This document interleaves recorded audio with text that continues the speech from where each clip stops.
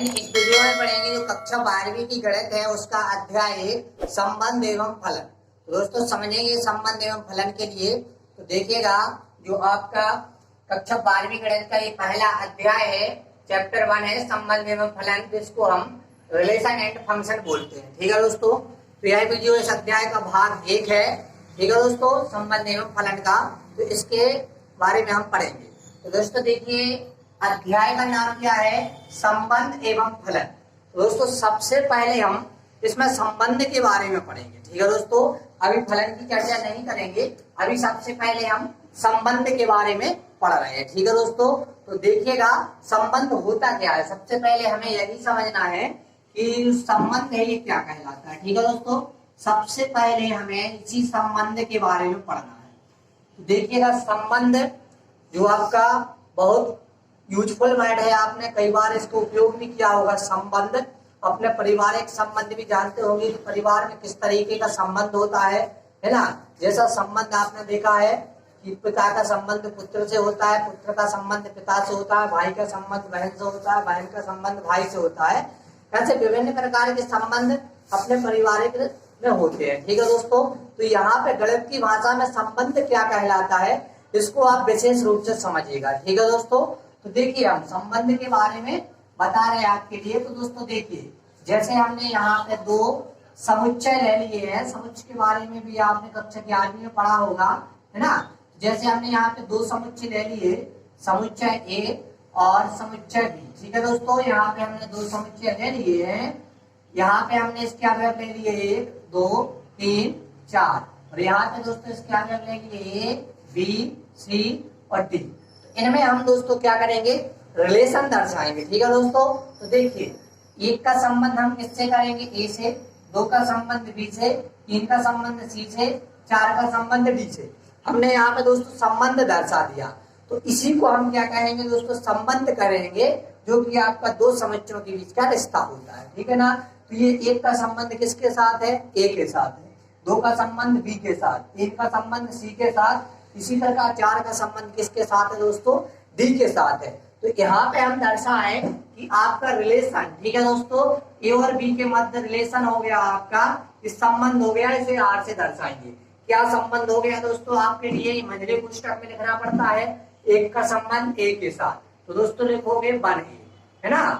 2 का संबंध बी के साथ, 2 का संबंध बी के साथ, 3 का संबंध किससे है दोस्तों, सी के साथ, 4 का संबंध है डी के साथ। ठीक है दोस्तों, ये चीज आपको यहाँ पे समझ में आ गई होगी कि संबंध एक्चुअली क्या कहलाता है। अब दोस्तों यहाँ पे जो प्रांत, परिसर और यहाँ पे सहप्रांत होते हैं, इनके बारे में अभी आगे बताएंगे। पहले आपके लिए हम संबंध के प्रकार समझाते हैं। ठीक है दोस्तों, तो देखिए संबंध के प्रकार पे यदि जाए हम यहाँ से, तो संबंध के प्रकार में देखिए सबसे पहला संबंध आपको पढ़ना है कक्षा 12वीं में, वो है रिक्त संबंध। कौन सा संबंध दोस्तों, रिक्त संबंध। अच्छा, रिक्त संबंध के बारे में हम यहाँ पे समझते हैं। रिक्त संबंध, ठीक है दोस्तों, रिक्त संबंध या इसको हम बोले खाली संबंध। अच्छा दोस्तों, रिक्त संबंध क्या कहलाता है ये समझिएगा।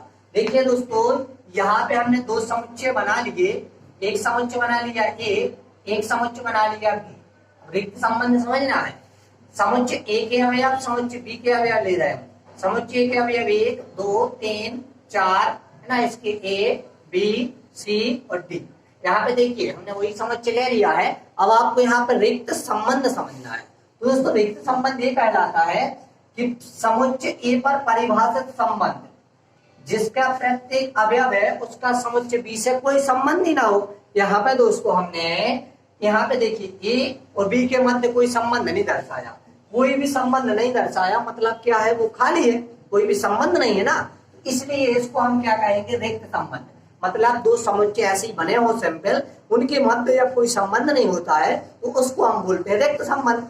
भाई जिसका एक दूसरे से संबंध ही नहीं तो उसको क्या बोलेंगे, खाली संबंध, मतलब कोई संबंध नहीं, कोई संबंध नहीं मतलब रिक्त संबंध। ठीक है दोस्तों, ये हो गया आपका कौन सा संबंध, रिक्त संबंध, जिसमें समुच्चय ए का कोई भी अवयव का संबंध समुच्चय बी से नहीं है। तो ये कौन सा संबंध हो गया आपका, रिक्त संबंध हो गया। ठीक है दोस्तों, इसको आप दर्शाएंगे किससे, आर से तो दर्शाएंगे, लेकिन ये होता है आपका क्या, खाली, फाई, ठीक है ना। गणित में खाली के लिए किससे दर्शाते हैं हम, फाई से दर्शाते हैं। तो आर बराबर फाई मतलब कौन सा संबंध हो गया आपका, रिक्त संबंध, ठीक है दोस्तों, ये आपका रिक्त संबंध हो गया।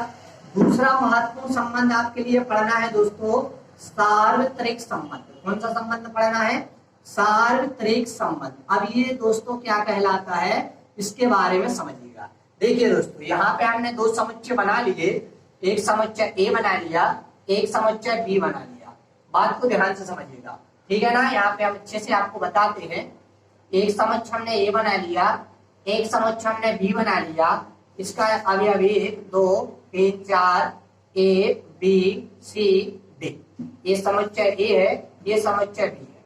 अब आपका सार्वत्रिक संबंध क्या कहलाता है, बात विशेष ध्यान से समझिएगा। तो यहाँ पे क्या होगा कि जो ये अवयव है इस टाइप के डिफरेंट अवयव, ये इसमें होंगे ही नहीं। इसका सीधा रिलेशन ये आ जाता है कि जो संबंध के अवयव एक ही है वही इसमें होंगे, 1 2 3 4 मतलब समान होंगे। समुच्चय की प्रत्येक अवयव का संबंध समुच्चय की प्रत्येक अवयव से होता है। बात मेरी ध्यान से समझिएगा। यहाँ पे हमने बी के अवयव दिए थे, ये इसलिए लिए थे ताकि आपको बता सके कि ऐसे डिफरेंस नहीं आते हैं। जो समुच्चय ए में अवयव है वही समुच्चय बी में होना चाहिए, लेकिन नाम उसका हम ये देंगे।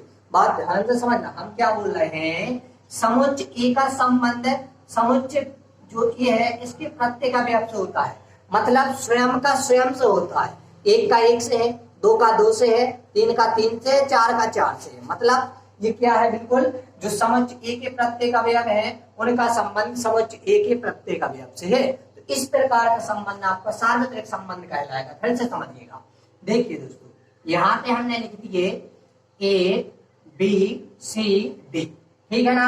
अब इसका संबंध किससे होगा दोस्तों, आपका इसी से होगा, ए से होगा, बी से होगा, सी से होगा, डी से होगा।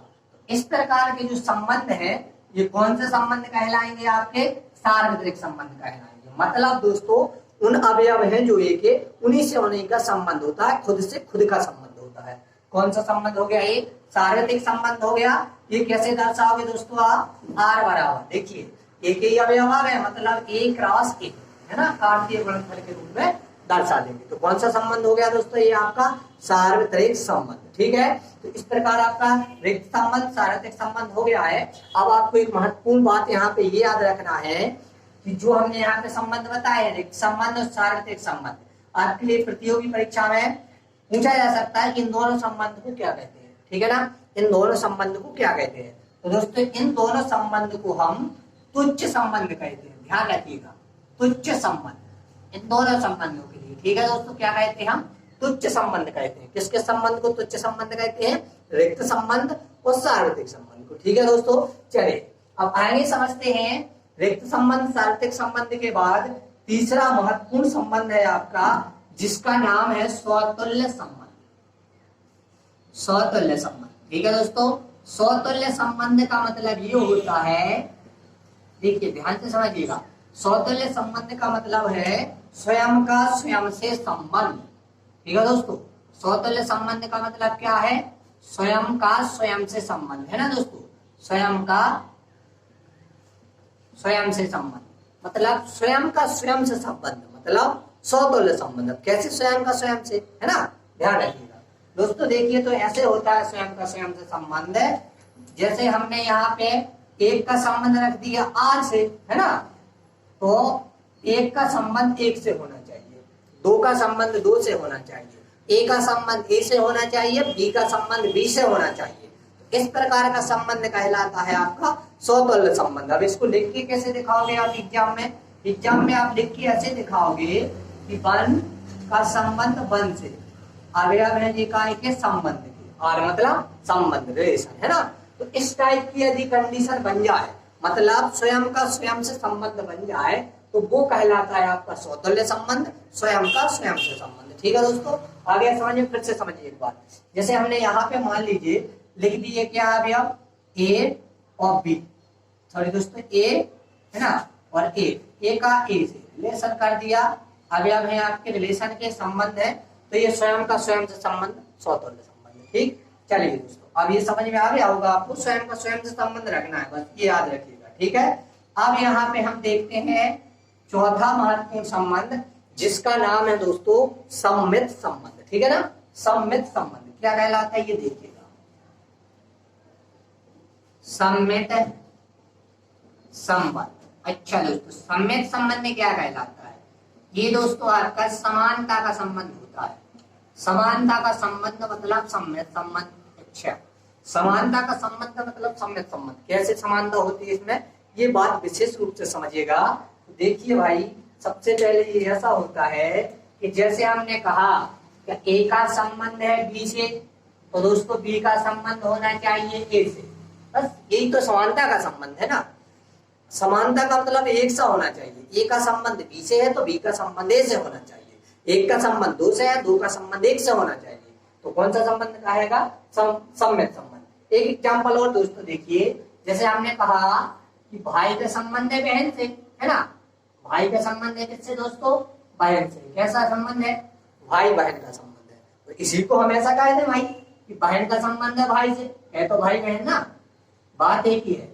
तो जब ये समानता हो तो इस संबंध को बोलते हैं सम्मित संबंध। ठीक है, तो दोस्तों देखिए आगे हमें समझना है ये रिक्त संबंध, सार्थक संबंध, स्वतुल्य संबंध, सम्मित संबंध हमने समझ लिए है। अब आगे हमें समझना है दोस्तों संक्रामक संबंध। ठीक है दोस्तों, तो देखिएगा यहाँ पे हम आपके लिए संक्रामक संबंध समझा रहे हैं, ध्यान से समझिएगा। जो आपका ये पांचवा संबंध है संक्रामक संबंध। ठीक है दोस्तों, संक्रामक संबंध। अच्छा दोस्तों, संक्रामक संबंध क्या कहलाता है, काफी महत्वपूर्ण है संक्रामक संबंध, इसको ध्यान से देखिएगा। देखिए यहाँ पर क्या बताया था हमने अभी सम्मित संबंध में कि यदि ए का संबंध बी से है तो बी का संबंध ए से होना चाहिए, है ना। अब यहाँ पे क्या बढ़ जाएगा, ट्रेस के तौर पर आप याद रखिएगा कि ये संबंध हमेशा तीन जनों के बीच में होता है। मतलब तीन वस्तुएं चाहिए, यहाँ पे तीन कोई हमें बिंदु चाहिए, उन्हीं के मध्य संबंध होगा। बगैर तीन के आप ये संबंध प्रूफ नहीं कर पाएंगे। तो दोस्तों देखिए हमने कैसे कहा, जैसे यदि एक का संबंध किससे है, दो से है, ठीक है। दो का संबंध है आपका तीन से है, तो दोस्तों फिर एक का संबंध तीन से होना चाहिए। बात ध्यान से समझना, एक का संबंध दो से है, दो का संबंध तीन से है, तो फिर दोस्तों आपका एक का संबंध तीन से होना चाहिए, तभी वो आपका संक्रामक संबंध कहलाएगा। ठीक है दोस्तों, अब आगे समझिए, इसको दर्शाएंगे कैसे। आप एग्जाम में लिखना है आप 1,2 आपका संबंध काय से है, आर से, मतलब संबंधित है। ठीक है, ठीक उसी प्रकार 2, 3 भी आर से होना चाहिए। तो फिर दोस्तों आपके ये और ये 1, 3 भी आपके इससे संबंधित होना चाहिए, संबंध से। ठीक है दोस्तों, तो इस प्रकार का संबंध आपका क्या कहलाएगा, संक्रामक संबंध। इसमें बस आपको याद रखना है कि यदि एक का संबंध दो से है, दो का संबंध तीन से है, तो एक का संबंध तीन से होना चाहिए। तो कौन सा संबंध कहलाएगा, संक्रामक संबंध। अभी जब हम क्वेश्चन करेंगे और अच्छे से आपको समझ में आ जाएगा। ठीक है, अब दोस्तों आपका अगला संबंध है तुल्यता संबंध। कौन सा संबंध दोस्तों, तुल्यता संबंध। ये दोस्तों आपका इस प्रश्नावली का लास्ट संबंध होगा, जो आपकी प्रश्नावली 1.1 है, ये लास्ट संबंध है। ठीक है दोस्तों, जिसका नाम है तुल्यता संबंध। इसको भी दोस्तों आप ध्यान से समझिएगा। तो तुल्यता संबंध आपके लिए क्या कहलाता है, एक ऐसा संबंध जिसमें स्वतुल्य, सम्मित तथा संक्रामक संबंध आ जाए तो कौन सा संबंध कहलाता है, आपका तुल्यता संबंध कहलाता है। ठीक है दोस्तों, परिभाषा इसकी यही लिखना है आपको, एक ऐसा संबंध जो स्वतुल्य, सम्मित तथा संक्रामक हो, तुल्यता संबंध कहलाता है। ठीक है दोस्तों, इसमें समझना कुछ नहीं है।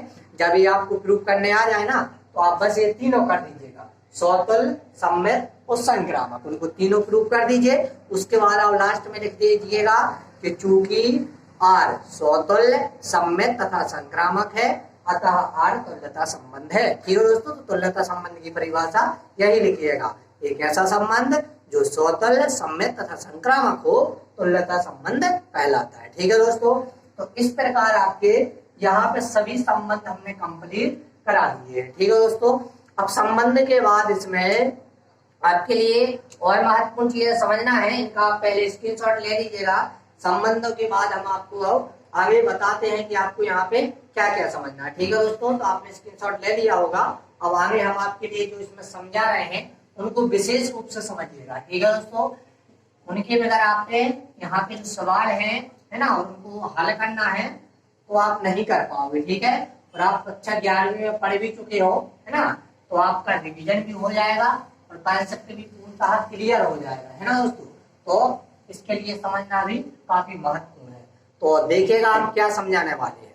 सबसे पहले आपको हम यहाँ पे एक महत्वपूर्ण चीज समझाएंगे, कार्तीय गुण।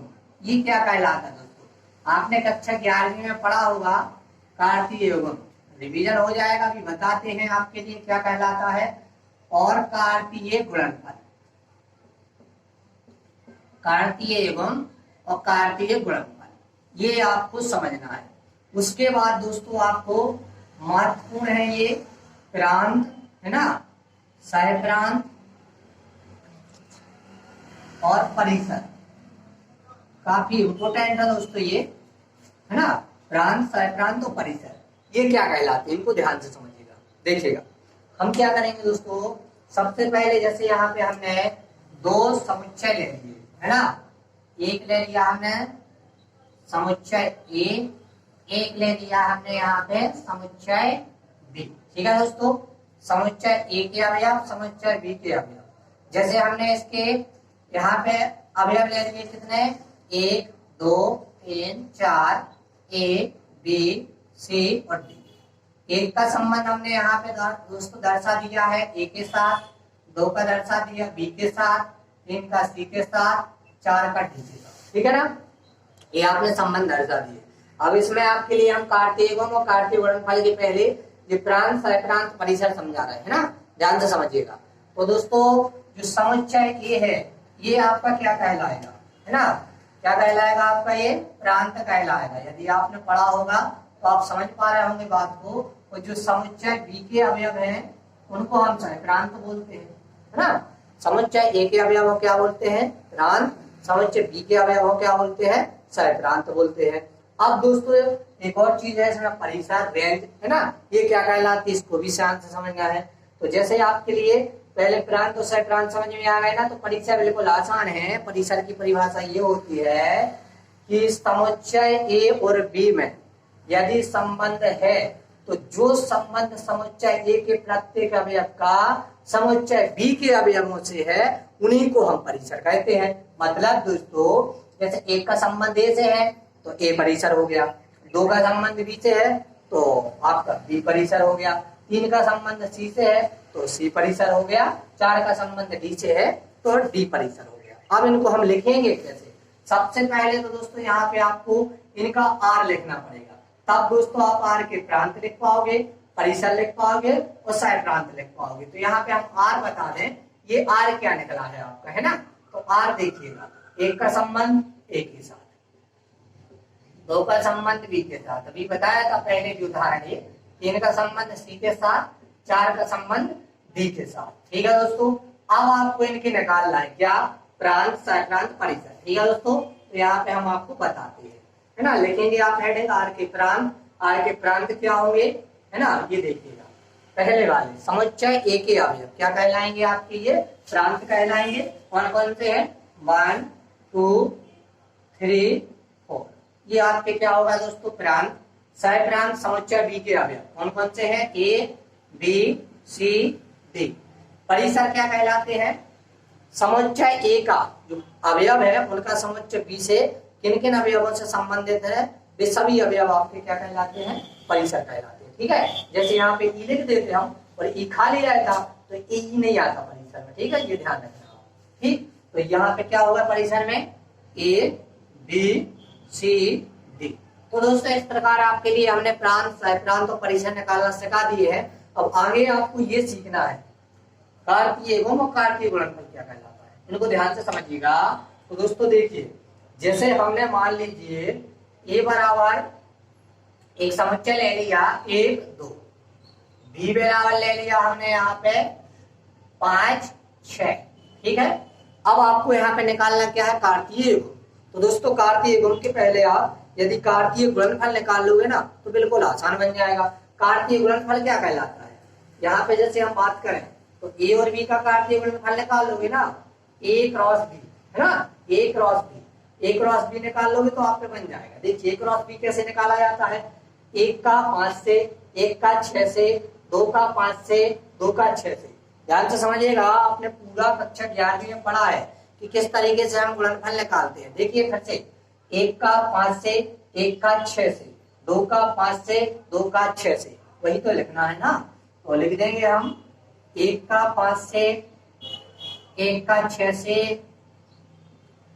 2 का 5 से, 2 का 6 से, ठीक। और इनके अवयवों की संख्या भी निकालना। फार्मूला आपने कक्षा 11वीं में पढ़ा होगा, कैसे निकाली जाती है, जितने अवयव इसके जितने अवयव इनके दोनों का गुणा कर दीजिए तो आपको संबंध के अवयव निकल आएंगे। 2 × 2 4, 1 2 3 4 निकल आए ना। तो ए हो गया आपका क्या, कार्तीय गुणनफल। अब कार्तीय गुण क्या कहलाता है, ये तो कार्तीय गुण है ना, ये जो हमने निकाला है यहाँ पे यही तो कार्तीय गुण बन गया। तो कार्तीय गुणनफल और कार्तीय गुण कंप्लीट होता होगा। अब दोस्तों जो हमने यहाँ पे पढ़ा है, इसी के आधार पे आपकी बुक में जो एग्जाम्पल है उनको हम समझेंगे, है ना। फिर उसके बाद एक्सरसाइज पे जाएंगे। तो सबसे महत्वपूर्ण पहले हम इसकी उदाहरण समझते हैं, फिर हम जाके दोस्तों आगे पढ़ेंगे इसकी प्रश्नावली। ठीक है दोस्तों, तो जितना कुछ पढ़ाया है इसको आप ध्यान से समझ लीजिएगा। सबसे पहले आपको संबंध की परिभाषा समझाई है, उसके बाद संबंध के प्रकार समझाए हैं। सबसे पहले रिक्त संबंध, फिर दोस्तों सार्वत्रिक संबंध, स्वतुल्य संबंध, सम्मित संबंध, संक्रामक संबंध, तुल्यता संबंध। उसके बाद दोस्तों आपको प्रांत, सप्रांत, परिसर निकालना सिखाया, और ये दोस्तों आपको कार्तीय गुण और कार्तीय गुणनफल निकालना सिखाया। ठीक है दोस्तों, तो आगे समझते हैं हम इसके एग्जाम्पल। जब तक इसका आप स्क्रीनशॉट ले लीजिए। चलिए दोस्तों, तो स्टार्ट करते हैं उदाहरण नंबर 1। तो दोस्तों देखिए आपका सबसे पहला एग्जाम्पल क्या है आपका, इसको ध्यान से समझिएगा। दोस्तों देखिए उदाहरण 1 क्या है आपका, बोल रहा है मान लीजिए कि ये किसी बालकों के स्कूल के सभी विद्यार्थियों का समुच्चय है। क्या दोस्तों, ए क्या है, किसी स्कूल के विद्यार्थियों का समुच्चय है, बालकों विद्यार्थी वाले, ठीक है। तो बालकों के स्कूल के सभी विद्यार्थियों का क्या है, समुच्चय, कौन, ए, ठीक है। आगे ये कह रहे हैं कि दर्शाइए कि, माने आपको ये दर्शा के बताना है कि रिलेशन है एक ए बी के मध्य। इस प्रकार रिलेशन है कि ए बी की बहन है, ए बी की बहन है। बात ध्यान से समझना दोस्तों, ये आपको दर्शा के बताना है ए बी की बहन है, द्वारा प्रदत्त संबंध एक रिक्त संबंध है। दोस्तों इसको आप अंडरलाइन कीजिए, क्या करके बताना है, रिक्त संबंध। यहाँ पे आप नोट करते जाएंगे। सबसे पहले आपको क्या बताना है, रिक्त संबंध। तो रिक्त संबंध के बारे में आपका विचार तुरंत आ जाना चाहिए। और दूसरा है दोस्तों, 2 प्रश्न है इसमें, तथा एक आदेश संबंध दिया है कि ये तथा बी की ऊंचाइयों का अंतर 3 मीटर से कम है, 3 मीटर से कम है ना, सभी का ये बोल रहे हैं यहाँ पे कि ये तथा बी की ऊंचाइयों का अंतर 3 मीटर से कम है, द्वारा प्रदत्त संबंध एक सार्वत्रिक संबंध है। 2 चीजें बताना है दोस्तों। देखिए एक बताना है रिक्त संबंध, दूसरा बताना है सार्वत्रिक संबंध। तो यहाँ पे हमने संबंध के लिए अंडरलाइन कर दिया है। अब हम सवाल बिल्कुल आराम से कर लेंगे। इसी तरीके से आप भी क्या कीजिए, सवाल को पहले ध्यान से पढ़ना है, उसमें क्या पूछ रहे हैं, फिर हमें उसके अनुसार चलना है। अब हमें ये 2 चीजें समझ में आ गई कि इसमें 2 सवाल दिए है ना, 2 सवाल दिए हैं। सबसे पहले तो आपको ए में एक रिक्त संबंध बताना है और बी में एक सार्वत्रिक संबंध बताना है। ये हमने नाम दिए हैं केवल, ठीक है, बात ध्यान से समझना। तो दोस्तों रिक्त संबंध और सार्वत्रिक संबंध हमने अभी हाल ही में बताया है आपको पहले कि रिक्त संबंध बिल्कुल खाली संबंध होता है ना, बिल्कुल उसमें कोई संबंध नहीं होगा। तो हम देखेंगे कि इसमें संबंध दे रहे हैं कि नहीं है, नहीं है तो स्वाभाविक रिक्त संबंध है। सार्वत्रिक संबंध में हमने बताया था स्वयं का स्वयं से होता है, एक रास की, है ना, आर बराबर बताया था। देखिए कैसे हम सवाल को करते हैं। सबसे पहले हम पहला पार्ट हल करते हैं। यहाँ पे हम हल लिखेंगे और सबसे पहले हम पहला वाला पार्ट हल करते हैं। देखिए यहाँ पर रिलेशन क्या दिया है आपका, ए और बी के मध्य इस प्रकार है कि ए बी की बहन है, ए बी की बहन है, ए बी की बहन है। ये आपको भैया रिलेशन दिया है। ये बताइए यहाँ पे क्वेश्चन क्या बोल रहा है कि मान लीजिए कि ये किसी बालकों के स्कूल के सभी विद्यार्थियों का समूह है। ये क्या है, स्कूल किसका है, बालकों का है, तो वहां पे बालिका तो नहीं पढ़ सकती ना। बात को ध्यान से समझिए, ये क्या कह रहा है आपसे कि मान लीजिए कि ये किसी बालकों के स्कूल के विद्यार्थियों का समूह है, तो बालक ही पढ़ रहे हैं उसके स्कूल में, जब बालिका पढ़ ही नहीं रही है तो ए बी की बहन कैसे हो जाएगी ना, नहीं होगी ना, तो खाली है, खाली है, तो रिक्त संबंध है, बस वही तो दर्शाना है आपको। लिखिए आप कि चूंकि, देखिए बात ध्यान से समझना, लिखिए आप चूंकि बालकों के स्कूल में, बालकों के स्कूल में, बालकों के स्कूल में बालिका नहीं हो सकती, बालिका नहीं हो सकती तो बहन नहीं हो सकती, क्योंकि बालकों के स्कूल में बालिका नहीं हो सकती, नहीं हो सकती, ठीक है ना। क्योंकि बालकों के स्कूल में क्या नहीं हो सकती, बालिका नहीं हो सकती, इसलिए ए बी की बहन नहीं हो सकती। ठीक, यही बताना है आपको, ए बी की बहन है, इसलिए ए बी की बहन नहीं हो सकती। जब वहां पे बालिका नहीं तो बहन कहां से आएगी, तो ए बी की बहन नहीं हो सकती, नहीं हो सकती।